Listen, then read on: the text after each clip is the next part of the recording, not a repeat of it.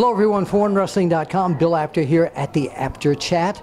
And this gentleman keeps insisting that I butcher his name. Even though he called me Bill Apter instead of Bill Apter, he said... Your name's not Apter? No, it's not. There's no N in it. Dusty Rhodes, the late great Dusty Rhodes, used to go on TV and say, my buddy Willie Apter. Yeah. And everybody put an N in it. So now you can say your own name. All right, Will Apter. It's good to be here. My name is Drew Gulak, G-U-L-A-K. Gulak, Rhymes right. with attack. Yes, that's how right. people remember it. Is that how they remember it? Sesame Street taught me how to do that. So. Oh, I am a very big fan of that. I can tell. Yes, yes. I do a great Bert and Ernie, too. Was that Yoda? Actually, Yoda? It could be. It could be.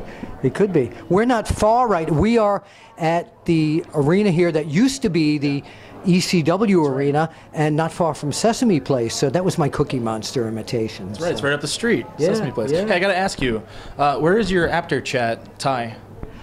As you people know, I always wear a tie, but I came to WSU, CZW, to hang out tonight. And I actually, when I heard you guys were in town, I always carry my video camera. I had like front row tickets to see Kenny Chesney, 75,000 fans at the link, and then I heard you guys were in town, and I said, yeah, this comes... Naturally. Yeah, it comes first, really. I wonder how many people Kenny Chesney has turned away for CZW today. Probably a lot, right? I would think so, because I'm here a few hours early, and there's a lot of people downstairs. A lot of crossover there. Yes. A lot of Chesney. There are, to be honest with you, there are, when I first started doing this, I interviewed a lot of country music stars that were big fans. Billy Ray Cyrus, Miley's dad, in case you don't know who that. We go way back. Colin Ray and Darius Rucker is a huge fan. There's a lot of crossover between the audience of between country music and pro wrestling. It's kind of the same genre in a way, but it's different costumes. Yeah, country music and pro wrestling, hardcore pro wrestling. That will be pro wrestling. Pro wrestling. Yes. Yeah.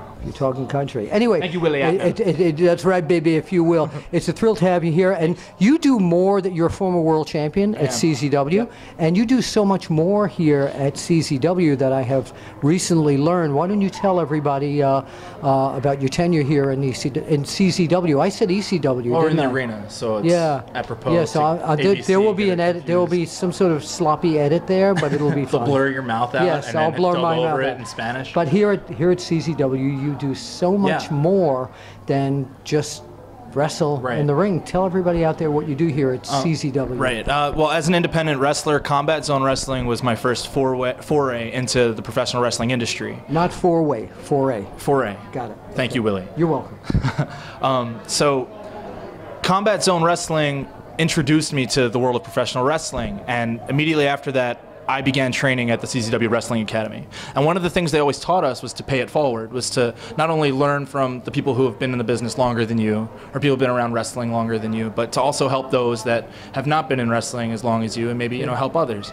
And that kind of started me as a co-trainer, and then 5 years in, I became more of a head trainer. Right. And recently, I'm now a program coordinator for the school itself, and I pretty much run the wrestling school and the day-to-day goings on, and coordinate with the other trainers there. And we run a concept called Dojo Wars every Wednesday, which is supplemental to their training. It's an actual show that we put on for fans. Right. I'm familiar with it, actually. Oh, cool. So the people that are out there and going like, oh my God, I didn't know this exists. How do I find it? Yeah. Dojo Wars, easy to find. Well, first you can go to czwrestling.com. That's our website. They'll dub that in right here. We will. We'll put that in there. With the CGI. And then you could also follow us on Twitter at Combat Zone or at Dojo Wars itself. And we'll post updates all the time. Do you find a lot of people come into the dojo with a preconceived notion that you're going to teach them how to break chairs and light bulbs over people's heads? All the time. Really? Yeah. So what do you do when they come in or they want to be a WWE type of superstar? Well, if they're a WWE type of superstar, first thing we do is we take plates of glass and we smash it over their heads. And then we take barbed wire. We don't have any rings with ropes around. It's all barbed wire. There's no pads on the rings and anything like that. It's all steel plates and stuff like that. Really toughen them up.